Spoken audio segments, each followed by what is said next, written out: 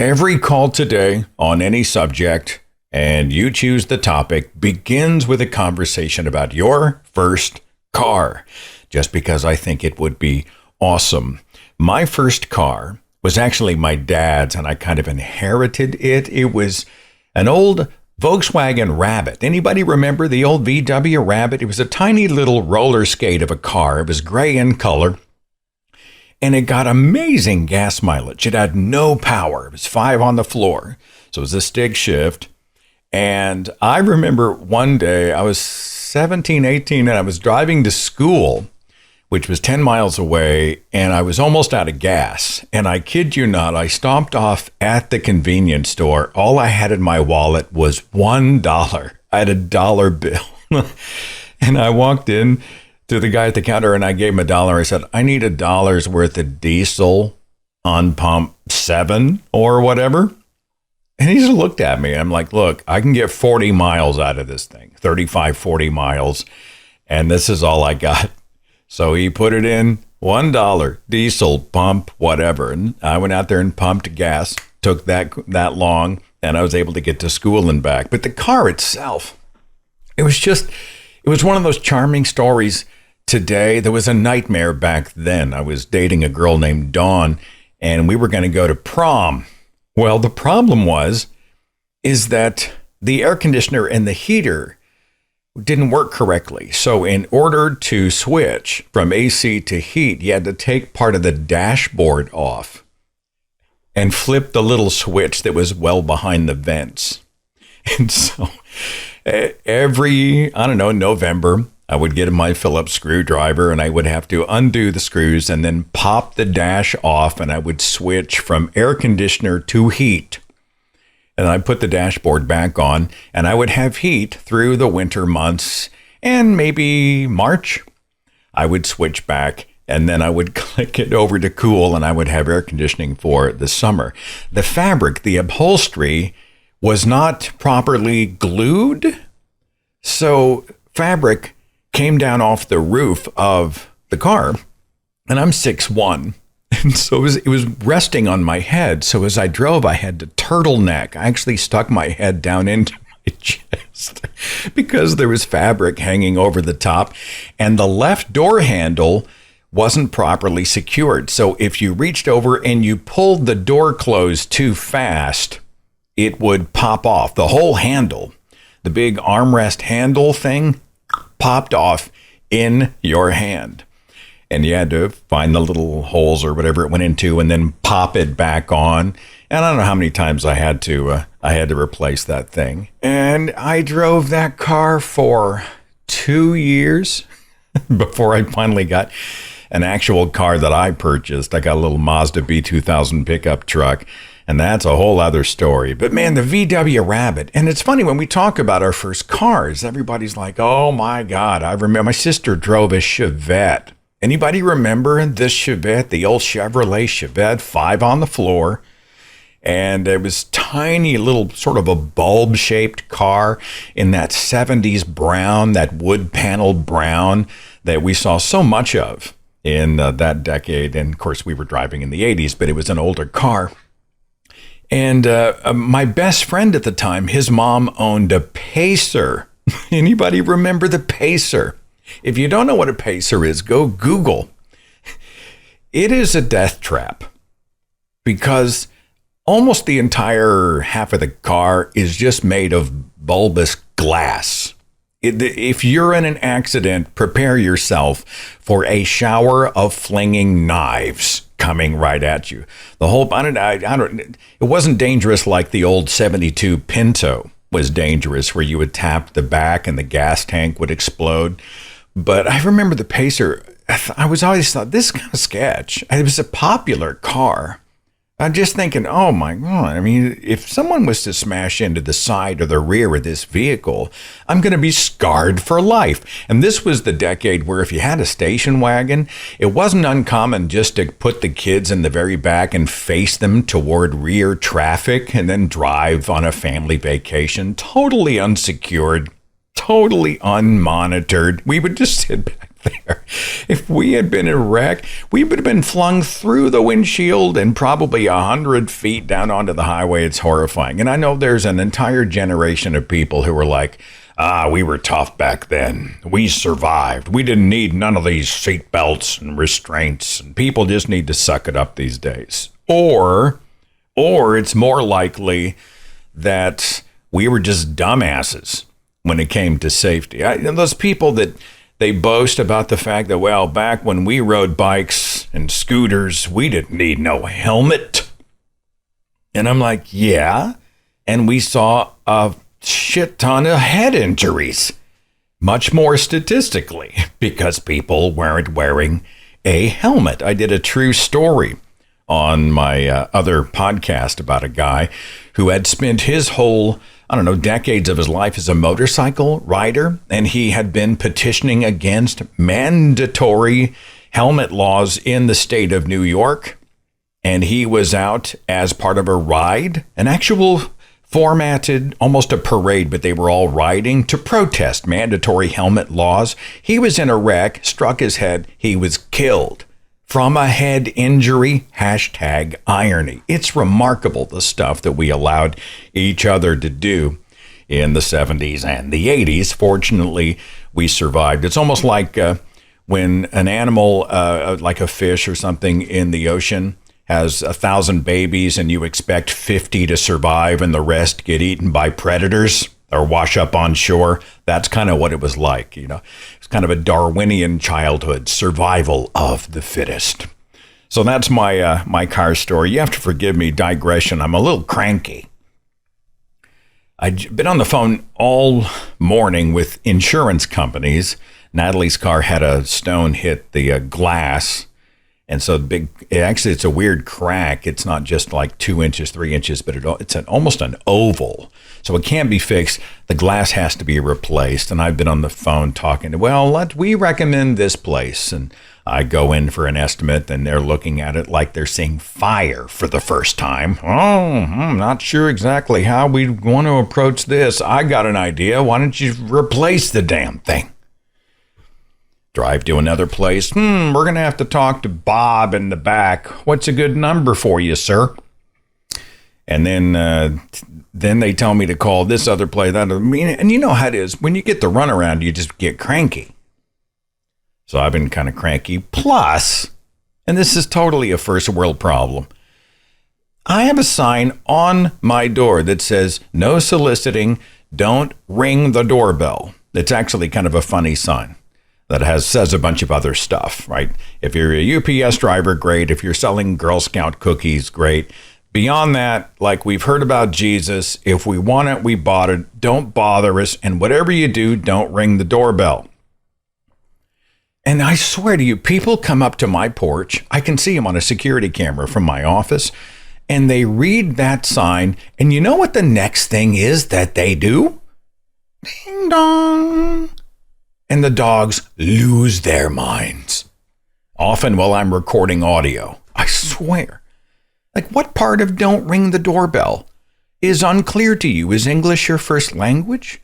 Do you not go door to door and see no soliciting and please don't ring the doorbell signs? I do not understand how this particular assembling of vowels and consonants is unsensical, nonsensical, unintelligible.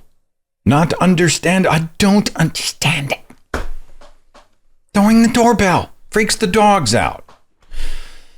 So, half an hour ago, I'm sitting here. Ding dong. God. And I go down. I'm like, dude.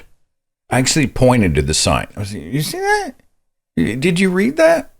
I wasn't a total jerk about it. But anyway, it's all uptown problems, I know. All uptown problems. What was your first car? I would like to hear about that.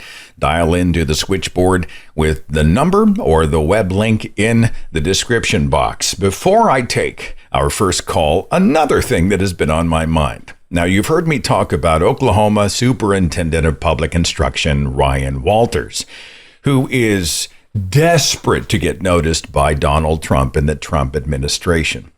He has been waving his arms in the air for years, going, notice me, please give me a job at the federal level. I want to go higher in my career. He's totally transactional. And he's just, I swear, every time I turn around, he's doing something that's just hideous. This is the same guy who was in some kind of a state school board meeting. And a couple of the board members noticed that there was a sex scene with naked people on the TV behind him in his office. And they're like, hey, wait a minute. We're doing school business here. What the hell's on your television? And he's all aghast. I think he said something like, this is a setup.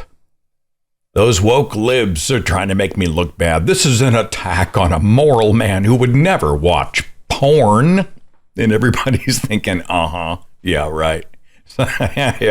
Yeah, somebody check his browser history. He'd never watched porn, right? Because the people who are the biggest moralists are always the one who have the best secrets. That guy's closet, I'm sure, has a shit ton of skeletons in it. And so an investigation takes place. And even before the investigation gets past day one, Ryan Walters comes forward and he's like, the verdict is in. I have been vindicated. And the investigators then had to go public and say, actually, we're still looking into this. It's day one. We don't know what he's talking about. Well, a verdict, for lack of a better word, did come in. And it was claimed that the TV turned itself on. And then there was a movie on. And it happened to be a sex scene in the film. I don't remember what movie it was. But the whole idea was that he was there minding his own business, doing board meeting work. Praise Jesus. TV turns itself on. I guess a Samsung Smart TV or something along those lines. This turns itself on, and lo and behold, a movie with naked people in it. Totally not his fault. He has been acquitted. It's not the way. It wasn't a legal thing. And you and I are thinking the same thing. Have you ever had a TV turn itself on to the middle of a sex scene? We've got a smart TV. I don't remember it saying, you know what? Let's get some nudes and turn itself on. I just don't remember that ever happening. It's like, remember the, do I call him a journalist or pundit, Jeffrey Toobin? Who was doing a Zoom call, some kind of a media call, and he was masturbating during the Zoom call, and he forgot to turn his webcam off. At least he owned it. He did some mea culpas, and he came back forward, and he's like, so they tried to do, I forget the network, was it CNN? They did this thing where they're like, well, before we get to the investigating and reporting that you have been doing, I guess we need to speak about an incident that happened the other day. So you were choking the bishop. No, they didn't say that. No. I'm sorry. And in the most uncomfortable response, he says, oh, yes, it was very unfortunate. I'm very sorry for any embarrassment that I caused. And of course, you and I are thinking the same thing. The guy's in the middle of a meeting, and he is, you know what I'm saying? Massaging the baloney pony during the meeting.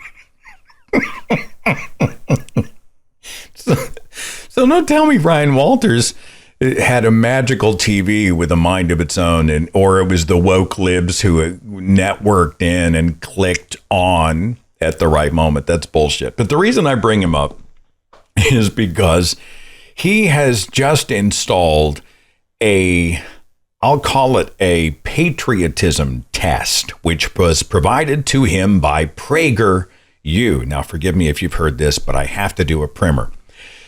PragerU is not a U. It is not a university. It is a right-wing think tank propaganda mill, which was founded by Dennis Prager, who is a right-wing radio host. He's a Christian nationalist and just a nightmare. Okay.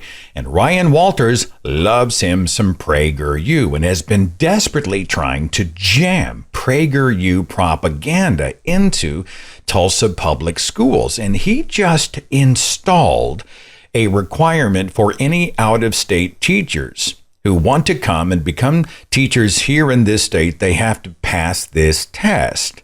Well, first of all, we are one of the lowest paying. I mean, the teachers are not coming to Oklahoma. The teachers here are leaving.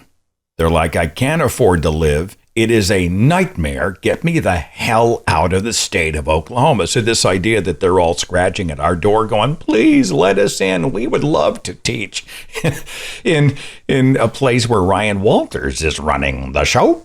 And that is absolutely not happening. And but he posts or provides this test. And it is a jingoistic, hand over hearts, Trojan horse for Christian nationalism. It's all it is.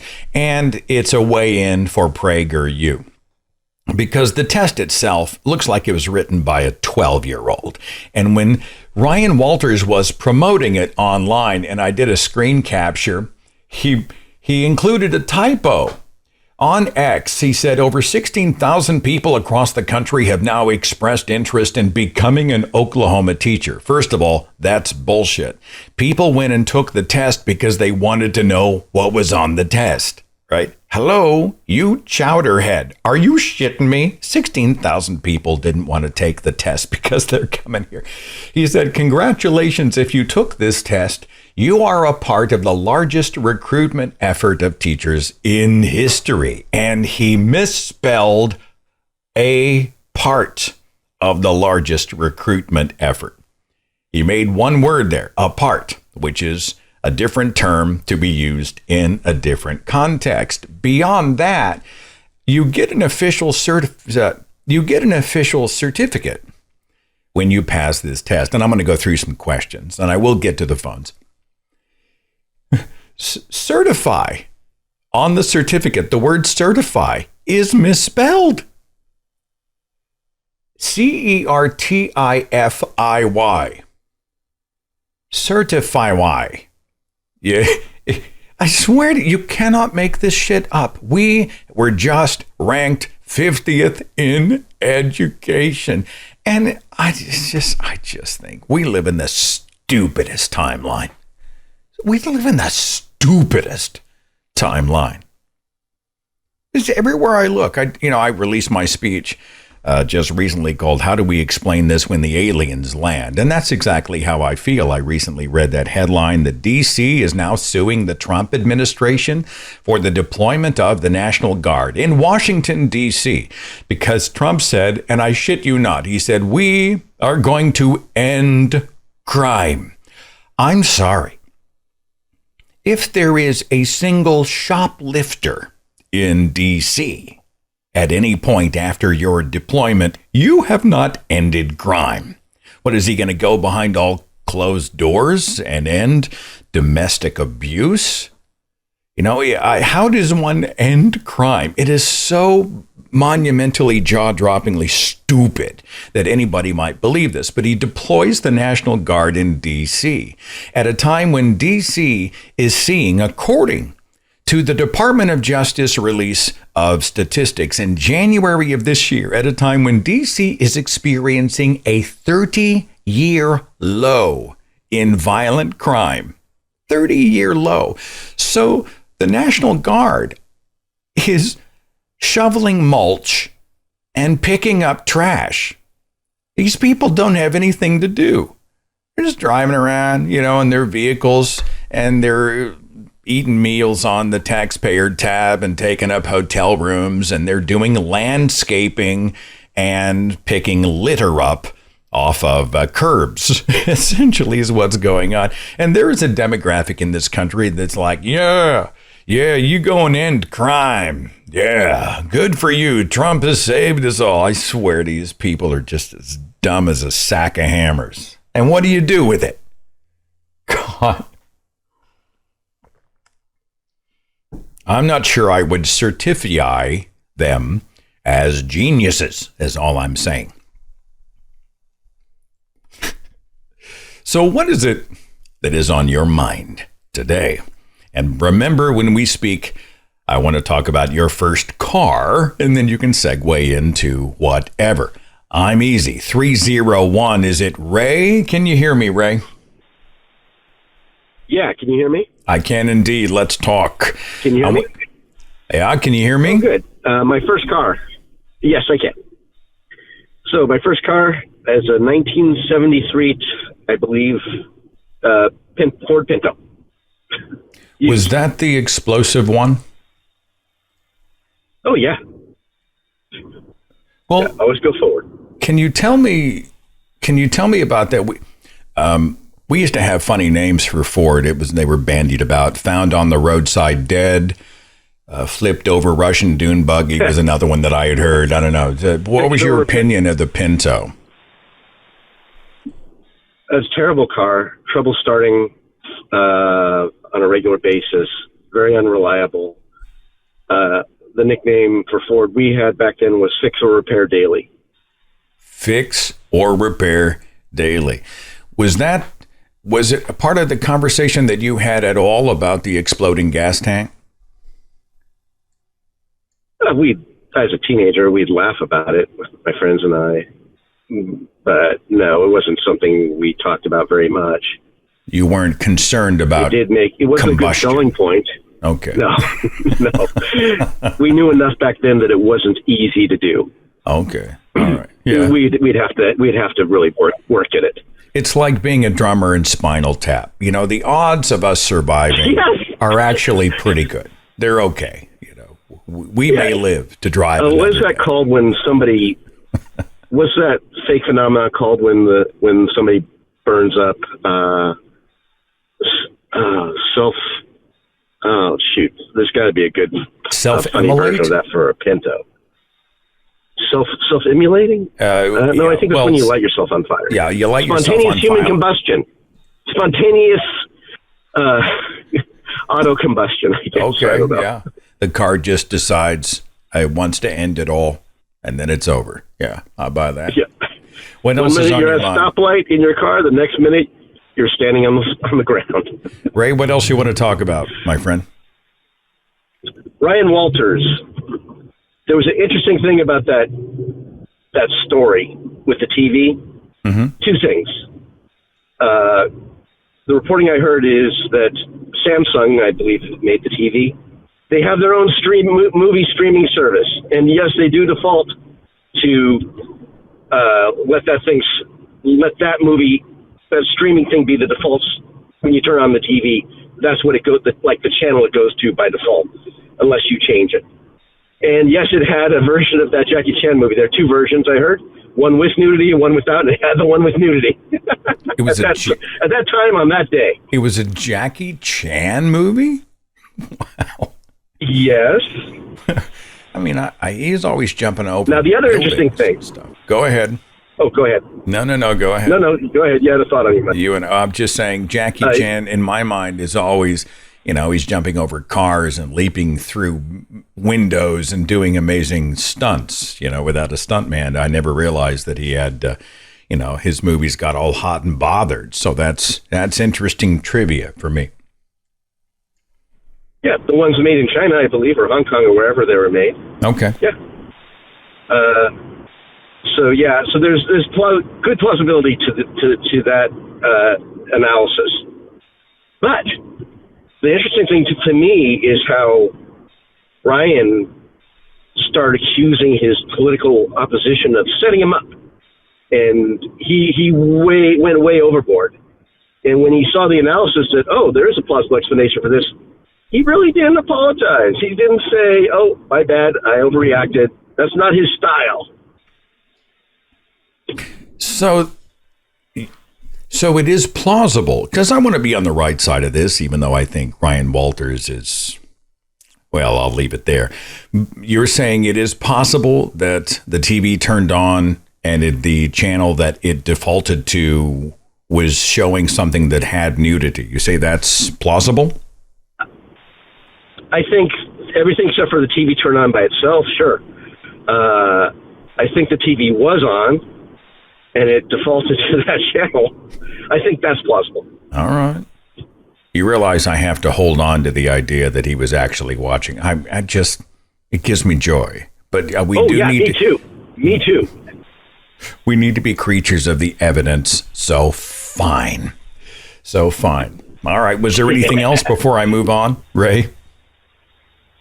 No, that was it. That was what was on my mind. All right. Appreciate you. Have a good one. You too. I mean, do you buy that? I suppose then, I don't know. I'm struggling with it.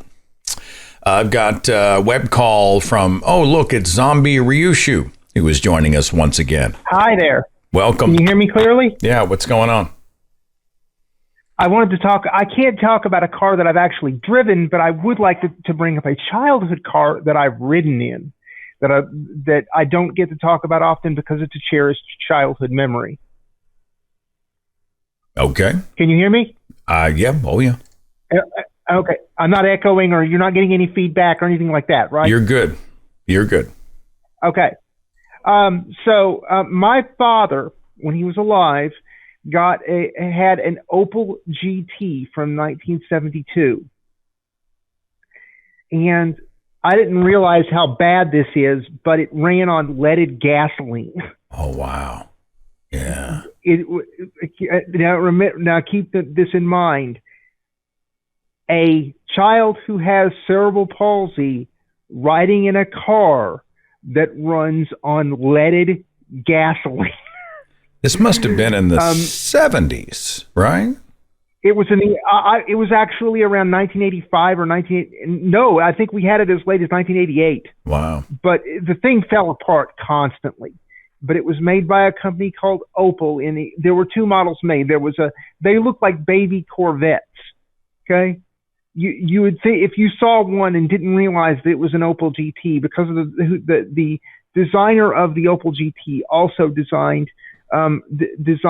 some models of the Corvette, and as a result of that particular model of Opel got designated the baby Corvette because it was so indistinguishable from a Corvette. There were clear design differences, and it had this really weird, funky, rotating funky spinning headlight thing where to turn the headlights on, you pull the lever and the headlights spun they spun up out of the front of the vehicle and came on, and then you pulled the lever back and they would rotate back inside the vehicle. It was really strange looking. There aren't very many of these left, and a lot of the ones that the Opel GTs that are left are in Europe right now because there were Europe models made. This thing fell apart constantly, and I can remember only very, very, very few instances where I got to ride in it, and it was considered so special, such a special experience to get to ride in the Opel on the off chance that it worked, that it didn't break down. Okay. Yeah, and I'm sure that the fact that it ran on leaded gasoline didn't help that matter. It didn't help that one bit. Yeah. Well, the Opel was a classic. I remember the old Fiero and the Datsun 380Z. They had the headlights that would pop up. We just thought that was the coolest thing. And when one side broke, the car would wink at you. So whenever the one headlight would pop up and the other glitched, it looked like the car was... My father's Opel was exactly like that. Yeah. He tried forever to get it to find shade tree mechanic after shade tree mechanic to try to repair it, and it would be working kind of okay for a while, and then it would break down again, and something else would go wrong, and then finally, while with me crying as I watched some wrecker come up. And then he sold it to some, and I was like 8 years old or 9, and I was just bawling my eyes out inside the house watching, and nobody could hear me as this wrecking crew came and hoisted it up on a truck and drove it off. I get it. I get it, Zombie. And Was there anything else you wanted to talk about?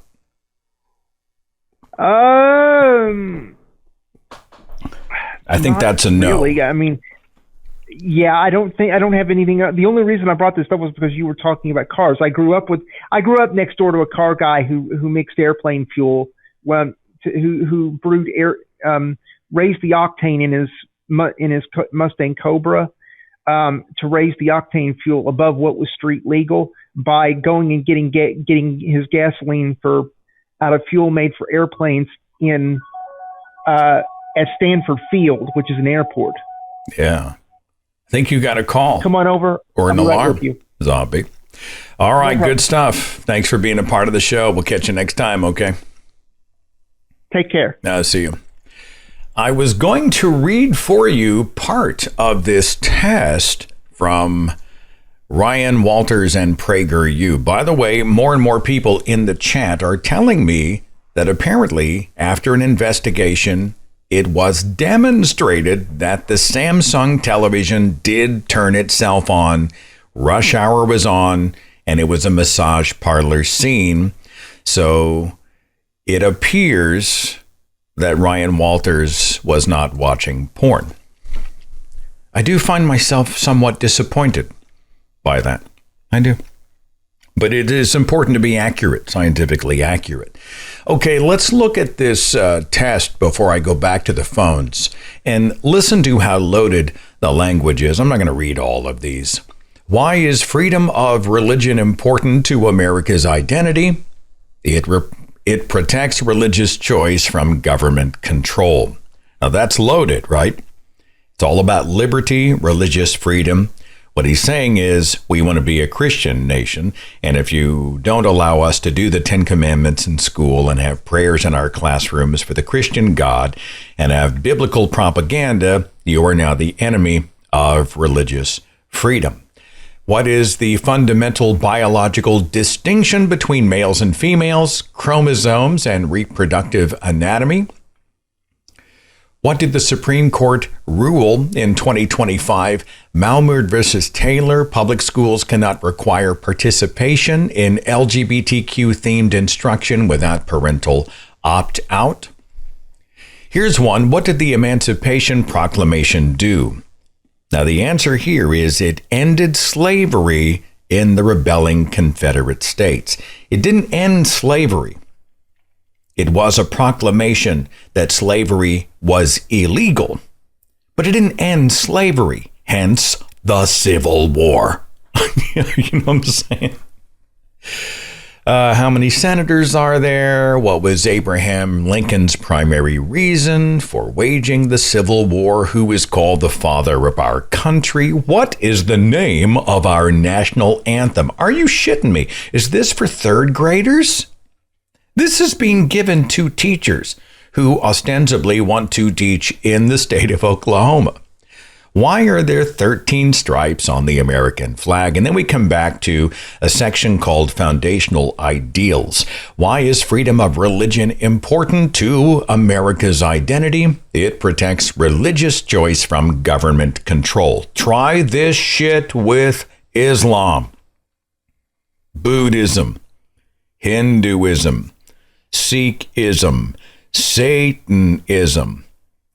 And of course, if you finish the exam and you score enough answers correctly, you will get a certificate of completion to certify that you have successfully completed the teacher qualification test. This state is, we live in the dumbest timeline. I keep saying it. I'm so sorry. It's just dumb. This is just a Trojan horse to get Christian nationalism and PragerU embedded into Oklahoma's taxpayer-funded public school curriculum. It is an ideology-first movement. And I keep waiting for the Oklahoma Board of Education to do something about this guy. There have been calls for his impeachment. But I mean, how many years does this have to go on? How many years does it have to go on? There was somebody in the chat before I move on to the next call. Hang on, I'm going to pull this up. Who asked if I was coming to California at any point. Oh, I'm so glad you asked.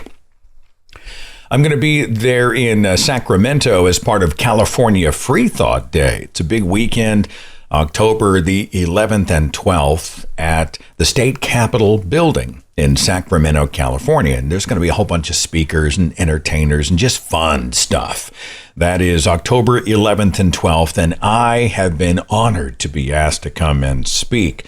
So mid-October, then I'm going to be in Albuquerque, New Mexico, as the guest of the Humanist Society of New Mexico. That's October the 25th. Denver, Colorado. That's going to be Saturday, the 6th of December for Secular Hub. And the details on all of these with links is at sethandrews.com, and then click on the speaking tab, and it's all right there.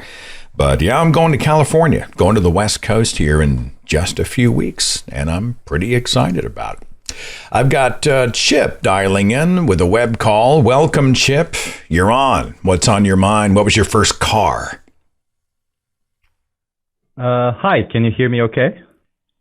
I can. What was your first car? Okay.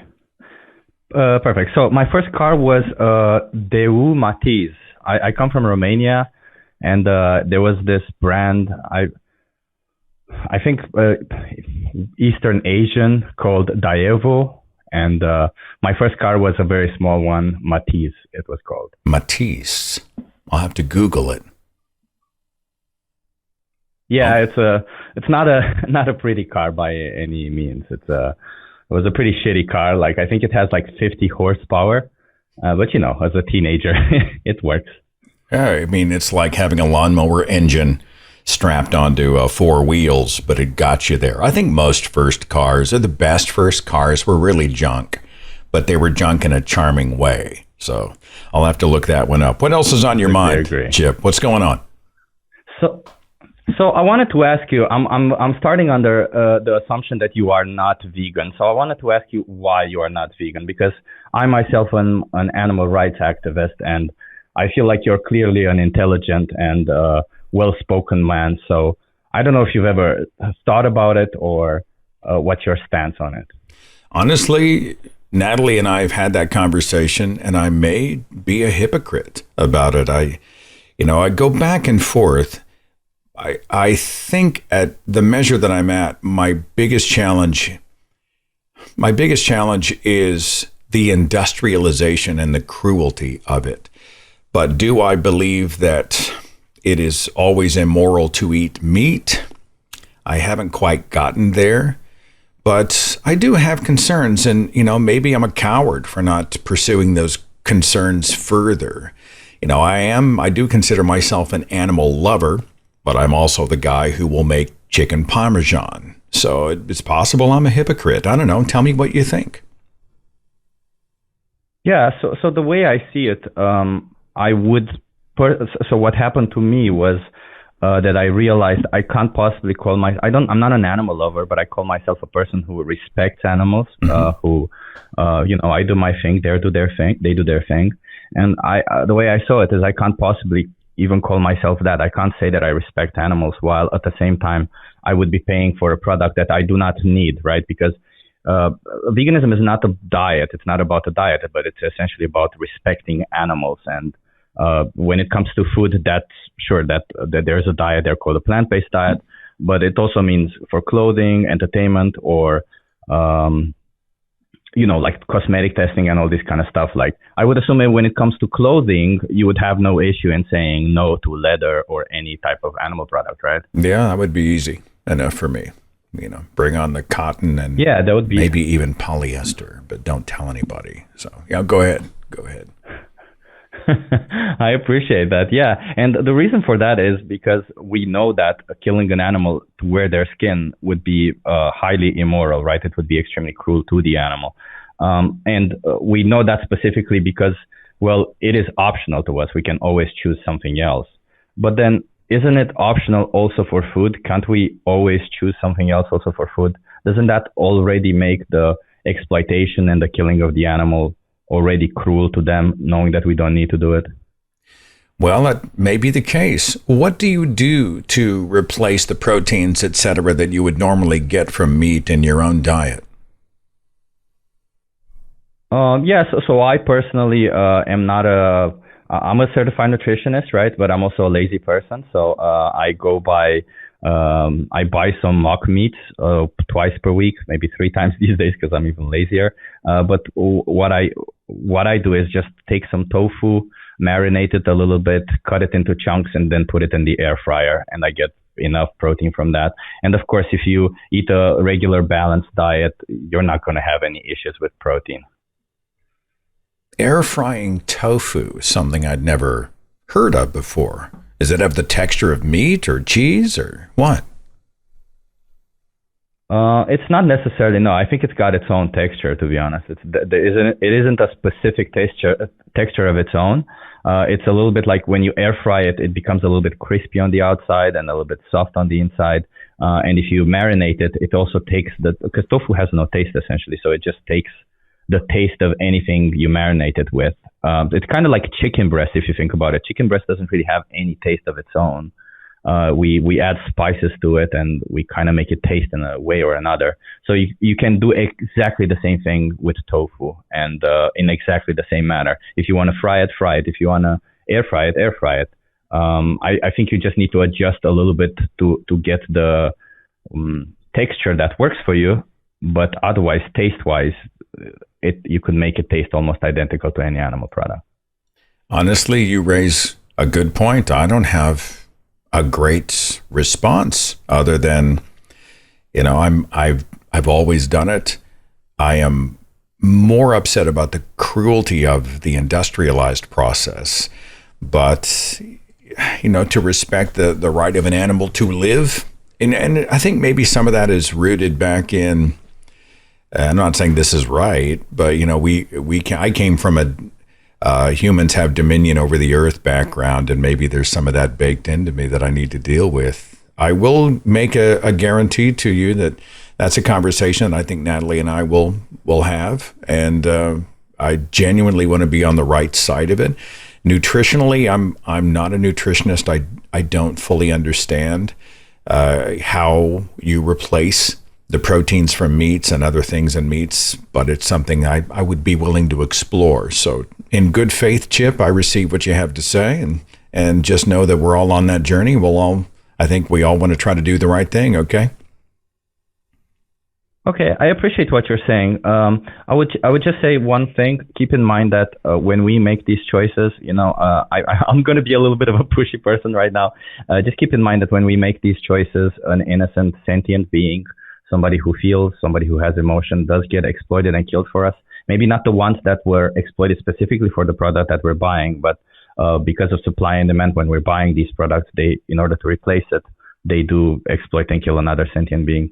And I feel like there is some urgency in that matter, because I'm sure that if you were on the other side of it, somebody were to be exploiting and killing you, you or members of your family, you wouldn't want somebody to say, I'll look into it, I'll see what I can do. But of course, I cannot hope anything else other than you actually doing your best and you actually looking into it. So I cannot hold you accountable for anything like that. You're not going to push me into a decision, Chip, if I may. I appreciate your verve, and I totally get your conviction, and I like that. But, being pushy is not going to get you where you want to go. But I think it's a worthy subject and a worthy conversation. And I think my guarantee that we'll have that conversation among us should be hopefully enough for you, this measure. And I appreciate your call very much. Okay. I appreciate you. There's also a thing called Challenge 22. They can help you be vegan, and it's free. I'm sorry. Say it again. Sorry. Yeah. So there's also a thing called Challenge 22. They hook you up with a nutritionist. They send you recipes every day, and they help you go vegan for free. Okay. So if you ever need help with the nutritional side, that's the side that they can help you out. Many thanks, Chip. Appreciate you. Thank you so much. Have a good one. See you later. Immediately in the comments, as I look over here, I see it's an emotional issue. I mean, it's a hot button. Everybody relax. Chip called in good faith. He didn't throw any accusations. He wasn't, didn't throw blood on me. Let's talk about that. Okay. I mean, have I seen the videos of the slaughterhouses and thought, holy shit, Yeah. Have I sometimes blinked that away? I very well am guilty. Do I think that eating meat is always wrong? I'm not there. Is that a valid response at this measure? Yeah. Is this something that we need to approach in good faith and not be dogmatic about on either side? And I'm sorry, people who talk about vegans can be totally shitty, and vegans who talk about meat eaters can be totally shitty, and everybody needs to calm the fuck down. You know what I'm saying? Everybody relax. That's how discourse is done. This is how adults treat each other.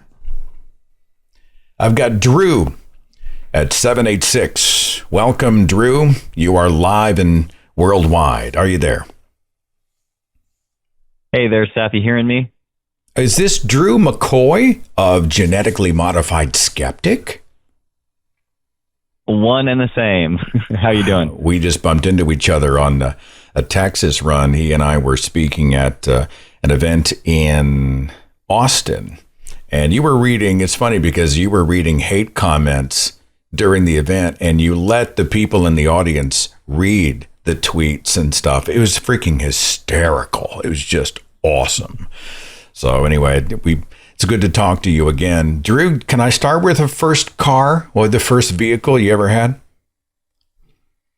Yeah, the first vehicle I ever had, I got when I was 16, and I was one of those lucky ones who got that, and it was a 2006 silver Honda Element, and my friends called it the toaster, and that was fitting.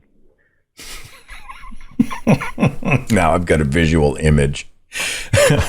Okay, Drew, what else? What else is on your mind?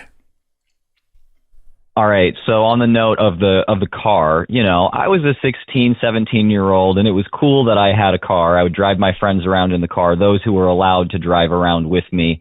As you know, I grew up in a fundamentalist church where rock music was considered satanic, but I didn't really buy that by the time I was 16 or 17. So I listened to some pretty innocuous, clean, good, clean rock music with my friends. And one day, outside the church, a scandal erupted because I was listening to some music out there after the church service while everyone's fellowshipping, and I wanted to go home. And one of my friends comes in and turns on. Do you remember the end of the SpongeBob movie where they play that Twisted Sister parody, but he says, "I'm a goofy goober"? I never that song? saw the SpongeBob movie. No, you're going to have to describe it for me.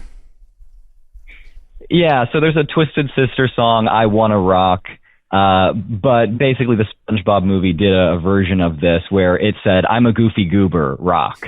And it's for millennials. But anyway, my friend wanted to listen to that song, and so he put that song on in my car in the church parking lot, and he cranks that shit way up. I mean, it was painful to my ears how loud he cranked that. I think my stereo couldn't go any louder. And when I tell you, my mother teleported to my car to rip that knob right off and tell me we could not be playing music like that because the people in the church were already talking about it. It was a scandal that lasted for at least 3 or 4 weeks. People in the church saying, "Did you hear that satanic rock music coming from one of our youth group kids' cars right there in the parking lot after church? That is shameful." It was the devil. The seeds of evil were planted in you early, my friend. And look at you now. Yep. Look at you now. And it was all SpongeBob. I can thank SpongeBob and Steven Hillenburg and Tom Kenny for being the atheist I am today. Awesome. Absolutely. Well, that's great. Anything else before I move on, brother? Your work has fun listening to the show. I could barely hear that, but I think I heard it. You know what? It's God, and he's pissed, because we invoke the devil and the seeds of Satan. I'm sorry, Drew. You're back with me. Was there anything else you wanted to say before I move on, brother? No, that's it for me, Seth. Okay, I appreciate cool. your work. Have fun with the rest of your show. You got it, man. We'll see you later. Bye. there was a rift in Christian circles in the 1980s, the Satanic Panic, about contemporary Christian music. Remember that in the 70s, with Larry Norman rising up, and then we saw Petra and the Resurrection Band, a lot of these other, we started to see the incorporation of the electric guitar and the drums, and solos and long hair and big stage type stuff with the smoke and the flash pots, etc. And so there was this big rift in Christian circles about whether or not this was just a new form of Jesus music, an evolution of Jesus music, or it was us trying to be like the world. Why would we be like the world?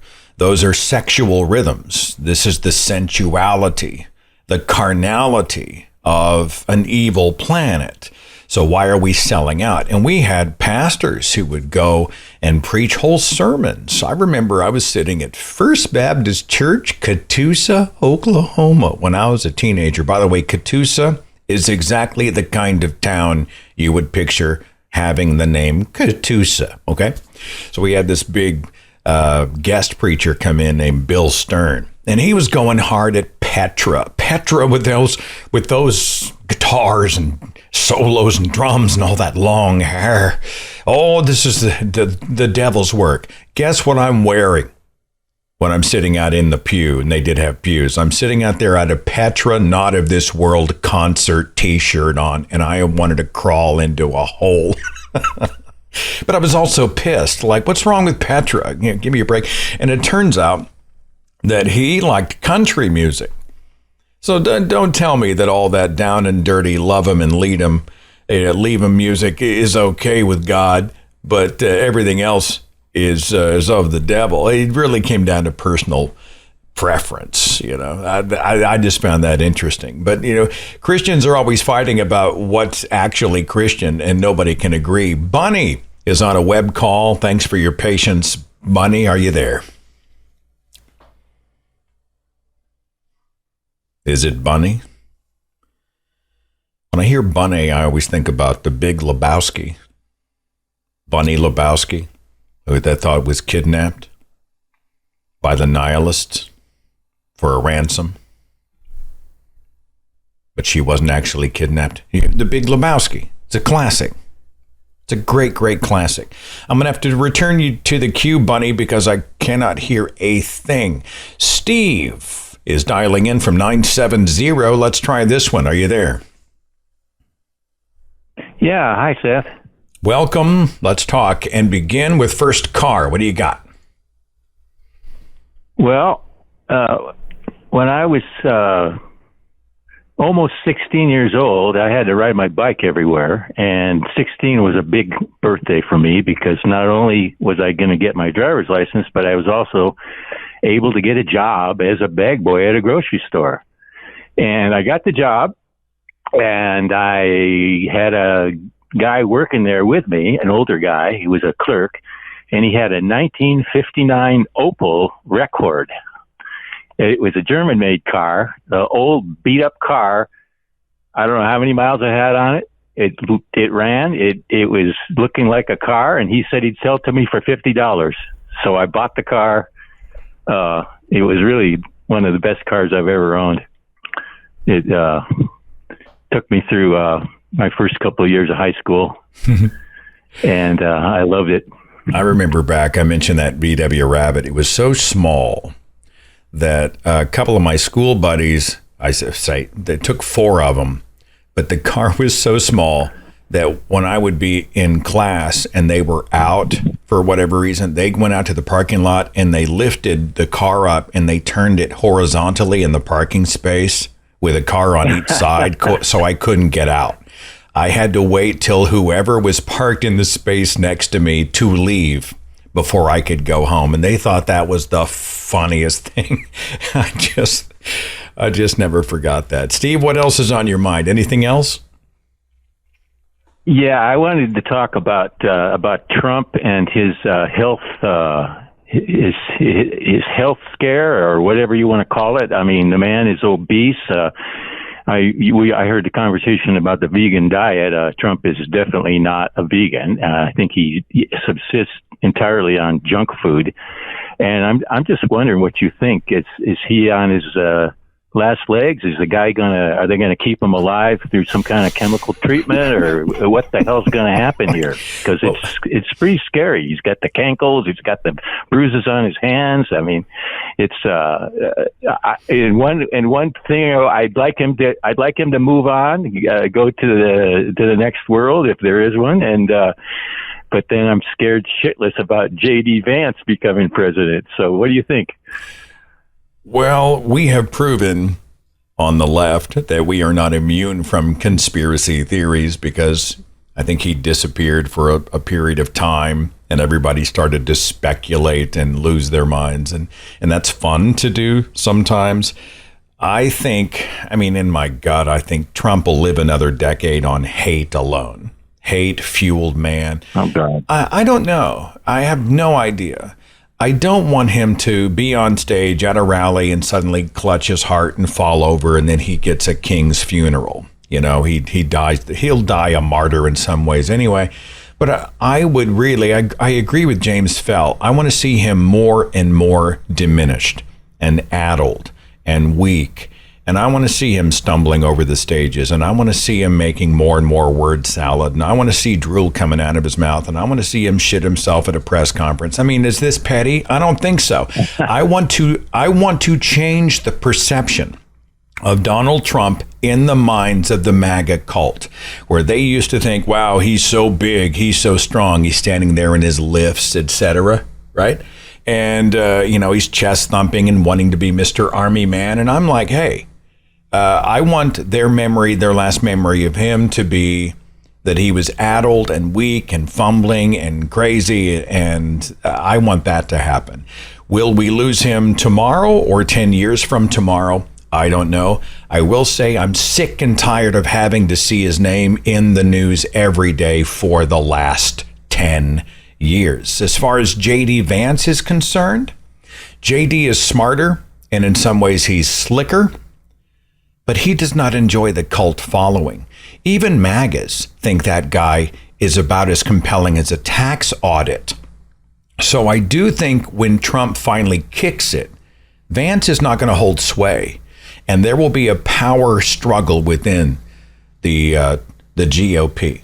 I really, forgive me, somebody started a freaking lawnmower just outside my window as I'm trying to gather my thoughts. I hope it's not too loud over the microphone. This is what happens when you do a home studio.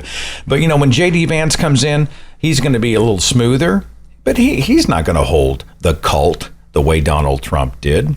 And I think there may be a big blow up. I think people are going to be jockeying for position. I think it's going to get super nasty. And all these transactional people are going to be groping for their moment in the spotlight. And I'm here for it. I don't know, Steve. What do you think's going to happen? Well, it seems to me that the hardcore MAGA followers are. It would almost take him to be dead. He could be put out there in some kind of with life support systems on him, connected to him, and they'd still be saying, "Oh, he's the greatest thing that ever happened," And I almost think the only way we're going to get rid of him is if he kicks the bucket. So, dude, they could take him. He could die, and they could take his skin and go down to Hobby Lobby and buy some of that batting, the fluffy batting, and they could stuff his body, and they would sit it at a press conference, and MAGA would be like, he's the greatest thing ever. I swear. These people are impenetrable. I agree. Yeah, impenetrable. I agree. I don't know what's going to happen. Weekend at Bernie's. I have seen those Weekend at Bernie's memes where you got Hegseth and Vance, and they're holding Donald Trump up by the shoulders behind the Resolute desk, and he's obviously dead, but they're trying to pass him off as being alive, and he's got the sunglasses on. I'm here for the memes, man. I am here for the memes, but I don't know what's going to happen, Steve. Well, I guess we're just going to have to hold our breath and hope for the best. All right, brother. Well, I'll do the same, and we'll see what happens. Thanks, Steve. Yeah, thank you. See you Good later. talking to you. He's going to get a king's funeral no matter what happens. It's going to be embarrassing. It's going to be people waiting on the bridges, and the motorcade's probably going to go from coast to coast, and they're going to have music and there statues, and gee, I just can't even imagine. I want to say a huge thanks out to I Love Tofu for a super chat. Holy shnikes, of almost $50. Thank you for the support. I'm going to come back to support in just a second. Thanks for a pleasant discussion on animal rights, Seth. I know we don't all think alike. Fun fact, Canada removed dairy as a food group in 2018. Yay, Shannon and Paul. You are much appreciated. So I've been having this discussion. I recently released the video of a speech that I gave in Nashville at NanoCon. And, well, let me come back. So I was on the Piers Morgan show. Remember, we had that conversation about the Shroud of Turin ad nauseum. I've been talking about that. But Piers, that show was, 40 minutes long? And there must have been 20 interruptions with ads. It was impossible to get any momentum, and it just got irritating. Now, I understand monetization, right? I get it. I monetize my stuff. Jesus, they've got that mower almost in my front lawn. Oh, he's power washing. Oh, that's even better. Oh, I'm so sorry, everybody. Okay, I'm going to roll with, we're going to go with what we can go with here, and I beg your forgiveness. You can hear it in the background. Okay. So let's say you're a full-time content creator. I take a commercial break. I try to space them out 20 minutes, 25 minutes, when possible. When I released the speech that I gave, 40 some minutes, I did not want to interrupt the speech because I wanted to take people on a journey. So I purposefully didn't add any commercials on that show, which means I didn't earn really hardly any revenue for that whole week on that podcast. But I wanted the integrity of the show to come first. I'm paying my bills. It's cool. When I released it to YouTube, I did the same thing. But even when we stop, we take what in FM radio, it's called a commercial stop set. When you take a break for sponsorship so that you can monetize and make a living, I think you have to be a good steward of that. And I swear, I am seeing some of these videos, and every 5 minutes, it's boom, boom, boom, and it irritates everybody. It's self-defeating. Because then fewer people are going to click on your thing, right? Which means you're not really getting the hits, which means you're not going to get paid nearly as much, and you've alienated the people who came for the content.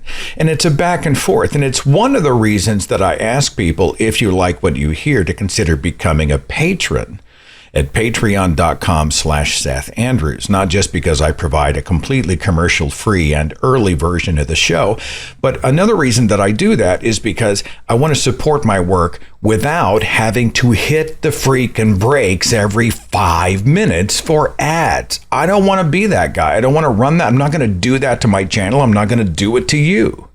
And if you don't like Patreon, you can go to the website, thethinkingatheist.com, and do a little subscription thing there. You know, no one's required to, but you also don't have to hit skip ad every 2 minutes. Jesus, after Piers Morgan, I thought, this is a cancer. Why would I go back to, even if I liked Piers, and I really don't, why would I go back to that channel? It's annoying. I want to be a good steward. You will see ads. You will hear ads, but you're not going to hear them the way you hear them on a shit ton of other channels, even when it costs me money. It doesn't make me all that noble, but I want to be a good steward of you and your time, your interest, your support. Okay? So that's my little thing. That's my elevator speech, kids. Let's continue. We've got a little time. Patrick is dialing in from 713. Welcome, Patrick. Are you there? Yes, sir, I am. First car, you want to add yours to the list that we've heard today? Yes, my first car was a Toyota Prius 2014. A Prius? It was. was given a ride at an event from, I think, the venue to a restaurant in a Prius. And you know what struck me is that they look a lot bigger on the inside than you would think. Did you experience that? I mean, they look kind of compact. And then you get in and you're like, wow, I feel like I'm in the, Doctor Who's phone booth kind of thing. Did you feel that, Patrick? Well, it was. And I'll tell you, maybe this is a little bit too much information, but that was my dad bought it for me. And I was just a freshman in college. It was my high school graduation gift. And that was around the time that I got my first girlfriend. So you would imagine the things I did in that little thing. La la la la la.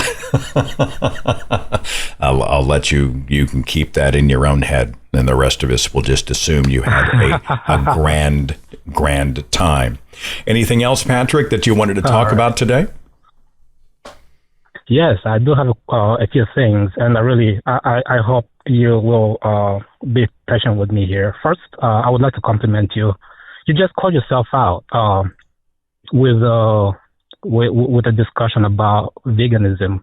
You said that you might be a hypocrite, and that's such a sign of intelligence. And I already thought you were a smart guy, but that was another sign of you being that smart. So I don't feel smart, really Patrick. Nice I don't. You're very intelligent. I think most people don't have the smarts to call themselves out when they might be hypocrites or when they might be going. It's okay to realize your faults and be okay with them. And maybe because once you realize them, then if you're willing to, you will know where to start on working on making them better. When you know better, you do better. The Maya Angelou quote, I guess, comes into play. But you're very kind. Exactly. And I appreciate that, Patrick. Thanks for the encouragement. Also, I watched your non-account speech. And that's when I was like, you know what? I can't just keep watching this guy. I've got to call him and compliment him on the things that he does. I've been a long time viewer of yours. But after the non-account speech, I was like, all right, I've got to say hi to this guy. Well, thank you. I was venting. That was incredible. I really went a little harder than I normally go, but I also feel like this is where a lot of people at in our cultural moment. They don't want the spark to die in their heart, but at the same time, they're pissed and exasperated. And if I can do anything, and there's a lot I cannot do, but if I can do anything, sometimes I can give voice and provide language to express what many people are thinking and feeling. They may not have the words, but I can find them, and then they can sort of live it out vicariously through me, Patrick. So you have been a great encouragement. Oh, yeah. Thank you for that. Thank you so much. All right. Now, I have a question for you. I Go have ahead. 2 questions, and then I'll be out of here. You're fine. Miss Ajoy, I forget her first name. April Ajoy. Yeah, just interviewed her on the channel. April Ajoy. Are we ever going to see more of her? She is really getting noticed. For those who may not know quickly, she is a progressive Christian.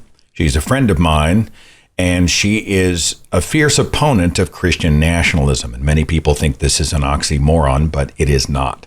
Her Jesus would never judge anybody. He would never condemn gay people. He would never create or send people to hell. And she has sort of walked through.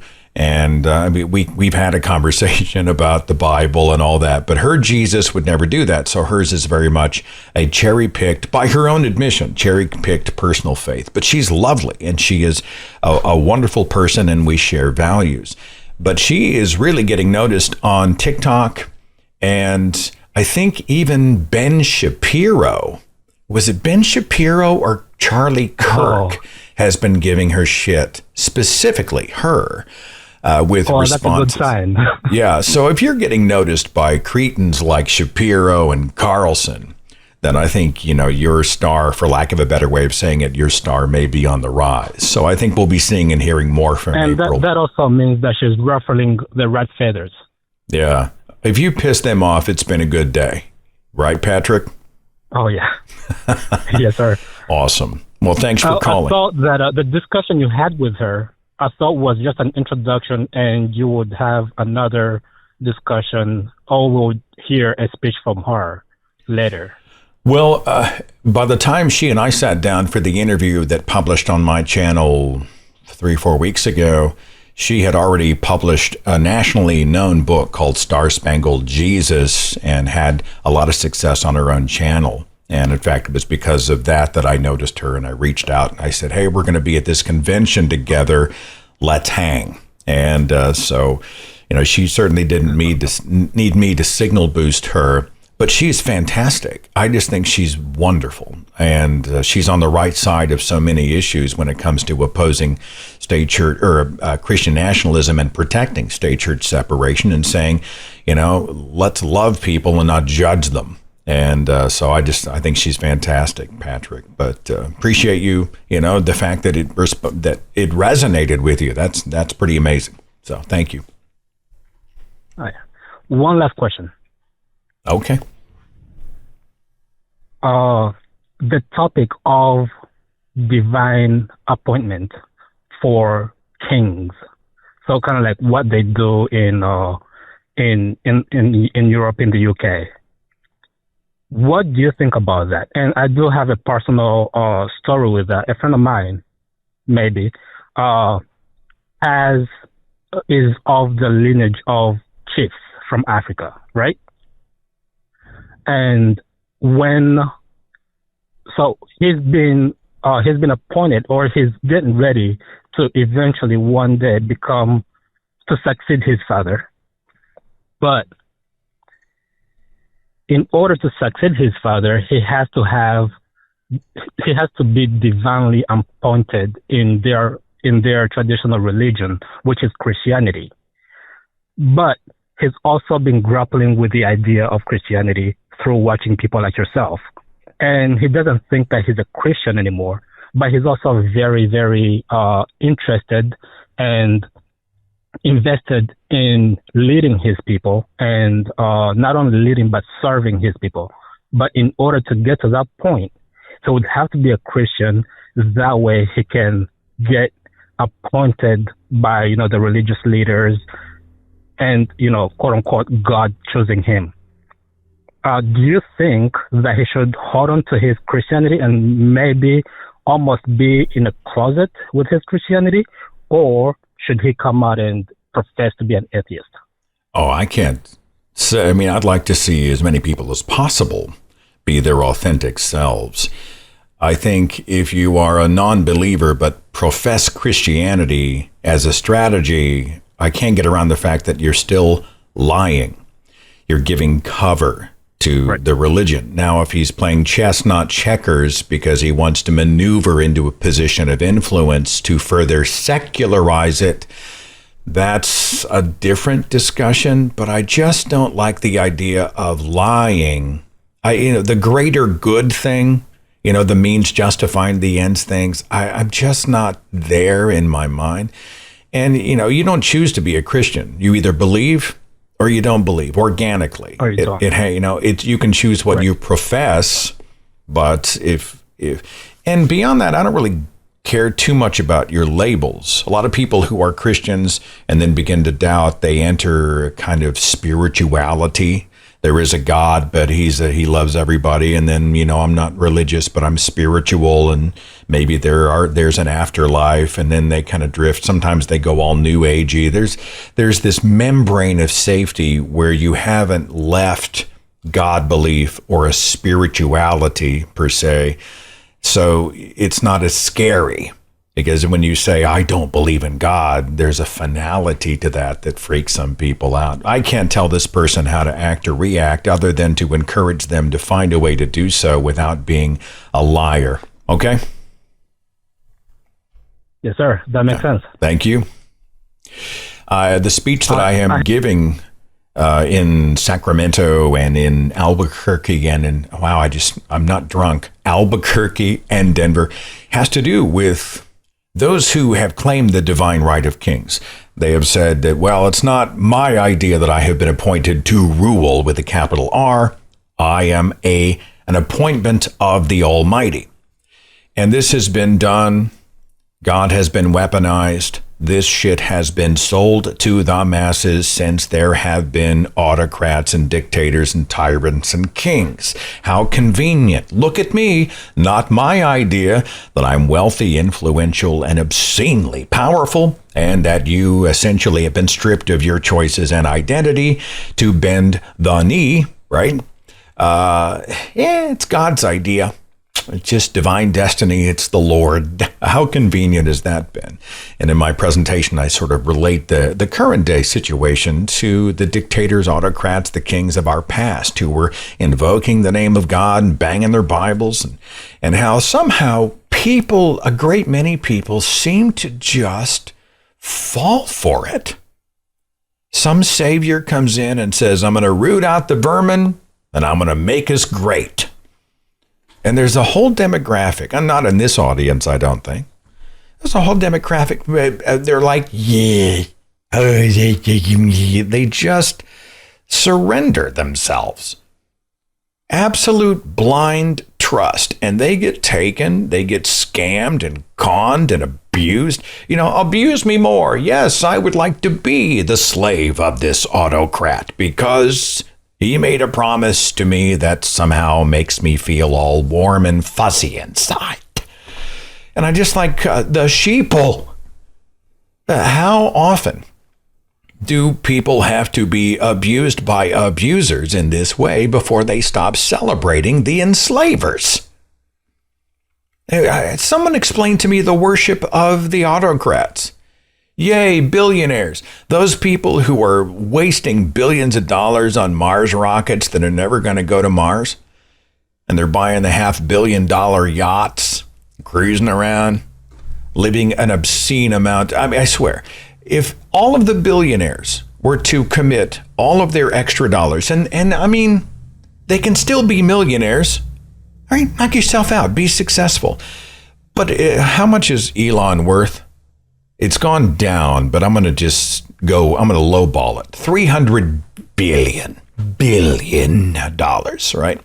What is that? 300, is that 3,000 million? Am I doing the math right on the fly? Imagine all that money committed to eliminating suffering in this world. Imagine houses for the people sleeping in the street. Imagine cancer research. Imagine the aid to impoverished countries. Imagine the good that could be done with the money that people are spending on expensive toys that benefit two people. And I am surrounded by these folks who look at these billionaires and they're like, They slobber all over him. Oh, Eli, he's so smart. He's so rich. That's the dream. Come on. And you know who sneaks in to our halls of power and backdoors all of our social security information and private information out the back door for who knows what end or purpose with no accountability? It's the guy they've been worshiping. These personal freedoms and hey, I'm a private independent citizen and don't tread on me. Those people essentially, they just got scammed. They just handed over the passwords to somebody, and they're okay with it. I swear. Two more. 402. Is it John? Yeah. Appreciate you, John. Let's talk. What's on your mind? Pretty much everything you're just talking about, the economy and everything. I'm not happy with the direction it's obviously going. It's been going this way for a while. I mean, it's just a reality. That own nothing and like it or whatever, I think I'm just willing to accept it. I don't see myself being able to retire. I don't see myself owning a home. I don't see a lot of my generation, millennials, being able to do any of that stuff. I see a lot of addiction, drug addiction, all sorts of addictions, really. I see suicide rates. I see a lot of problems with this country when it comes to money, economics. People are full of a lot of greed, pride. A lot of people claim that they're middle class, whatever that means. They could be sitting there in debt, and they could still tell they're buying a home, they got the car, but they're in debt, and they're telling you that they're middle class and they're proud of it. There's just a lot of things that just doesn't make sense. All the money that goes to war, this thing with Venezuela. I don't understand why we got to go steal other countries' oil. I just don't understand why we can't work on maybe, developing something new, like maybe using used cooking oil or vegetable oil or something. I don't know, just trying to be creative. But I just think that, I think that the other thing about this election, I think maybe is the last one. Maybe that's it. Maybe people aren't going to stand up. Maybe people are just eventually just going to give up and just let America just get taken over by who's already in control, basically, anyways, the billionaires. So I don't know. And I'm just kind of feeling like not really feeling too optimistic. Kind of feeling all doom and gloom and stuff. I do vote. I don't know. I can't really convince others to do the same. I mean, you can try. I've tried to volunteer and stuff and everything, get the word out, whatever. But I don't know. I'm just not really feeling it. And I don't really see myself, like I said, not having a house, not really having a future. It's kind of getting late in the game to go to college, so not that really makes a difference anyways. I'm thinking about maybe joining a hippie commune, or maybe if Canada would loosen up their their laws and just let some citizens up there. Maybe I just move to Canada. I don't know. I hear they got universal health care. So a lot of that resonates with me, man. My opinion on it. A lot of that resonates with me. Yeah. So, and you can vent here. This is what we call a safe space. Before I move on, John, did you want to mention your first car?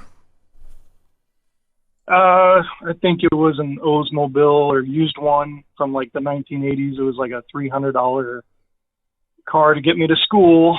And on my way to school, I'd just like to mention that I'd always see this billboard. It was a Wells Fargo advertisement, and that billboard said "someday." And it's interesting, it's like I think sometimes I think about that when I drive through that intersection where that billboard was. But someday, as in someday you'll be able to own that house. Someday you'll be able to own that car. Someday when you have the money, Yeah. Hey, thanks. Have a good one. Appreciate you. For those who are international callers, Wells Fargo is a bank. I'm sure you made that connection. We were talking about buying a home. Like, I'm a man in his 50s and I'm still paying this house payment, right? And I was looking at the amortization schedule, and it is remarkable that our system has us pay for our homes 3 times over, right?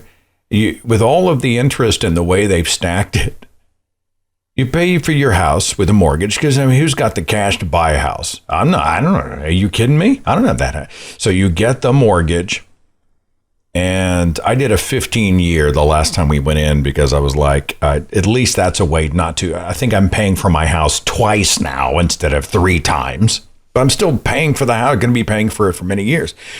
And you don't own the home because banks run the world. And I think about all of the interest and the fees and the extras, the add-ons, the ancillary stuff. We just bleed to death. It's just immoral. But we do it anyway because it's a system that we're acclimated to and we don't know any different. And it is better than some other systems. And at least I've got a home. Got a roof over my head. This is our place, our safe place. But why have we agreed to allow banks to charge us essentially 3 times for something we're buying once? I've also heard something else. Don't take this to the bank, if you'll pardon the expression. But I've heard that if you pay an extra house payment or 2 every year, the extra principal at the beginning of your mortgage schedule will knock years off of the end of the mortgage schedule. So instead of paying something off in 30, if you pay an extra house payment or 2 at the front end, like who can afford to do that? But if you do that in the first 5 years, you might knock, 10 years off the end of the note. Somebody said something like that. I'm not a financial advisor. I don't know the answer. I'm going to try Bunny again, who is dialing in on the web. Bunny, are you with me? Can you hear me? I can. Welcome. Can you hear me? I can. Hear you. Great. Can you hear me now? I can hear you. Can you hear me now? Okay. Well, we'll start with my first car, which I already put into the live chat. But my first car is also my current car. It's 2020 Honda Fit. I'm sorry. Are you typing? Yes. I can't hear you over all the other noise. So say it again. Can you hear it? Your first car. My first car was also my current car, a 2020 Honda Fit. A Honda Fit? And can you still hear me? Jesus. Yeah. I can hear you. Stop typing. Was it a Honda Fit? Okay. Yes. Okay. All right. I don't know what the Fit is. I'll have to Google that. What else did you want to talk about, Bunny? What's on your mind? Well, it's just a teeny little fuel efficient hatchback, but hey, I get 38 miles a gallon out of it, and It's the first car I've ever actually had because I only got my license last year. So, who am I to complain? No, I like it. Congrats on the vehicle. Anything else on your mind, Bunny? Yeah, actually, right now, payment processors and credit card companies are typing people's purchases. It is so loud that the rest of us are having a hard time following you. Let's try this one more time, my friend. What's on your mind? Okay. Right now, credit card companies and payment processors like Stripe and PayPal are basically trying to slowly wheedle away the possibility. I didn't cut him off. This is not working out, Bunny. I'm so sorry. I'm going to run with the first part of your call. You are correct. PayPal, etc., they have monopolized what they do.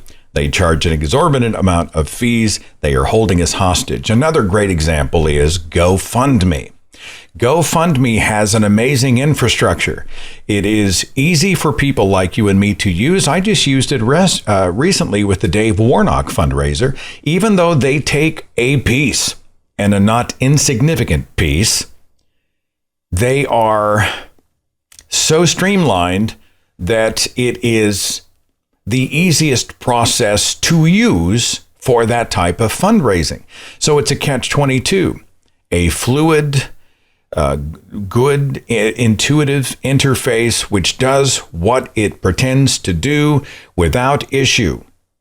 But it is also pretty much cornered the market on this type of fundraising and is able to make a shit ton of money through percentages.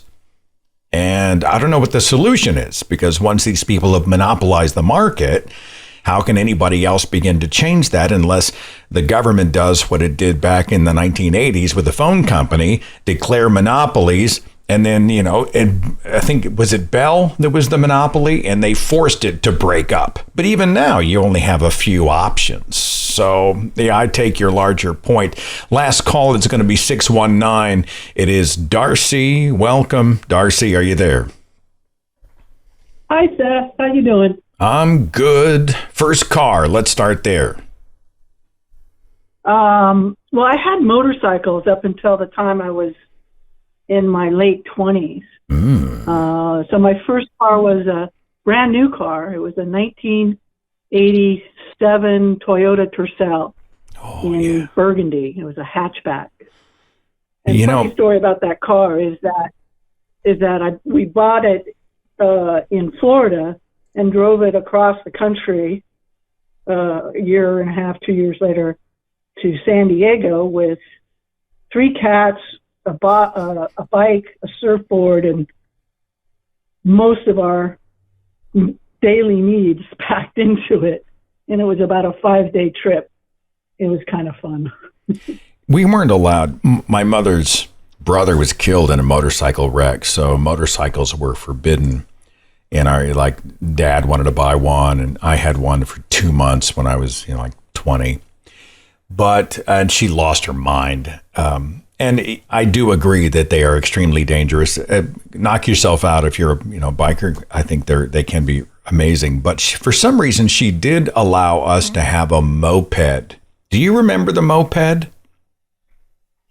Yeah, and I think my opinion, maybe backed up by facts, is that the moped and the electric bikes of today are much more dangerous than a motorcycle, simply because of their braking capability. A true motorcycle, has very powerful brakes, and mopeds and electric bicycles have bicycle brakes. And what'll get you in trouble more than not being seen is not being able to stop. Our moped, for those who don't know what a moped is, it's not like the electric bikes, quite like the electric bikes today, although they are kind of similar. Imagine a weed eater motor wired into an old Schwinn bicycle, and it had a max speed of maybe 30. So you could pedal like a bicycle if you chose, but most people would, and it didn't have a kickstart. So you would pedal and then you would pop the clutch and the moped would start, and then you sounded like this going up the road. It was just like pathetic. And you're right. That thing was rickety. I had a friend come over and he rode it for a little bit, tipped it, broke his arm. It was just a nightmare. But, hashtag irony, we had a moped in our house for a number of months. What kind of bike? Do you still ride today? Well, I have 2 motorcycles now, but I haven't ridden in a few years because I'm getting on in years, and my balance and my reaction time is just not what it used to be. So I miss it. I wish I could still ride, but my strength and my balance are just, I'm not confident anymore. I kind of like the e-bikes. We rented some of those at the park. We had Natalie's grandkids over, and those things can move. Well, I wasn't expecting that. If you decide you want to go, I've got one of those too, and it does both pedal and throttle, and it does go pretty good. Yeah.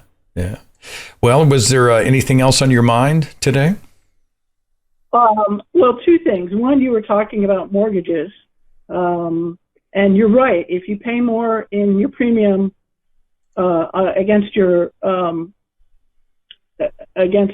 principal every month, you will pay off quicker. I have been paying more than I owe for about 5 years, and I knocked about 5 years off of my mortgage, and I'm actually paying it off next month. Look at you. Which is Look at you. The idea of waking up without a car payment must be magical. Yeah, and without a house payment. So did I say car? Yeah, that thought is that's next month, and that's on a house we bought in 1991. And refinanced a couple times to pay for remodeling stuff. So did I say car payment? 30 years. Darcy, I think I said car. Yeah, house payment. Yeah, I'm sorry. Just my mind needs more sweet nectar, more coffee with cream and Splenda. Yeah. Anything else on your mind? Just one thing that's in the news that I don't see too many people talking about. And that was the extrajudicial execution of 11 people in a boat in the Caribbean off of Venezuela by the U.S. Navy that was allegedly drug runners. And in no U.S. that I've lived in has drugs been a capital offense, for one thing, and we're not at war with Venezuela. And where's the Hague is my question, and who's going to hold this administration accountable for 11 souls that were murdered? I think the answer to your question is nobody, because they tick the boxes, right? They are the other. They are outside our border. They are criminals. And we live in a time when war is a video game. So we've so depersonalized the violence, right? You just go out and take the boat out, everybody dies, but there's no personal feeling. No one has the gravity of that event in their mind and hearts. They just wiped out a bunch of vermin, so to speak. So, hey, it's a net positive for humanity. And this is the culture that is being promoted from the top. I don't think there will be any accountability whatsoever, sadly. So, well, there will be when some of them, the dehumanized other, decides to take it out on some American tourists, or, there will be retribution. There will be an escalation, I think. And the dehumanization is sorry, I got a spam call coming. Yeah, don't you hate that? I'm getting spam texts, and they're all sneaky. They're like, "Hey, were you trying to reach me?" ? And I'm like, "No, I'm not falling for that." Or, "Hey, I'm going to be 5 minutes late to dinner tonight. I'll see you at 7:30. Respond and let me know you got this." I mean, they're way sneaky, and you can tell how some people would totally be like, "Oh, who's this? Did I have dinner plans?" It's pretty pathetic. So don't sweat it. No, so you're talking about a response, a cause and effect retribution. So then they carry out what they consider to be a retributive act against us, and then we escalate against them, and it goes on, right? Yeah, and who's gonna lose their lives because of this? That's this dehumanizing of these others. That it's just insane. It's barbaric. Well, it's something that needs to be known and talked about. I don't know much about this, so I'm going to go have to do some homework on my end. Okay, Darcy? Yeah. I mean, the interesting thing is that any other regime would have hidden it, and there's a video of it. They're bragging about it. Yeah. It's the culture we live in, sadly. Darcy, be safe out there, okay? Ride or die, and we'll catch you later. Yeah. All right, thanks. See you later. Yeah, I had a motorcycle. Not for long, but when Mom found out, she lost her mind. I mean, I get it. I get the concern. I mean, it's dangerous. I get it. I get it. But I was like, Jesus, give me a break. It's my decision to ride. I wasn't very good at it, and that's why I got rid of it.